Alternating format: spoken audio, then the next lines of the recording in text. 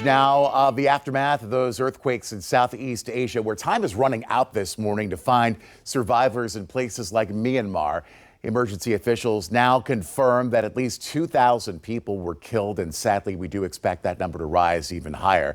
The earthquake happening at a time when that country is also in a state of civil war. A coup split the nation in 2021. The military took control of the government. United Nations and several aid agencies asking for a pause in the fighting to get aid into that country. We know more local help is on the way for folks there. Virginia Beach-based Operation Blessing is working on sending its global disaster response team to the country. They plan to buy and gather supplies in neighboring Thailand before heading into Myanmar. Operation Blessing's provided disaster relief there before, including in the wake of a deadly hurricane in 2008 that killed more than 100,000.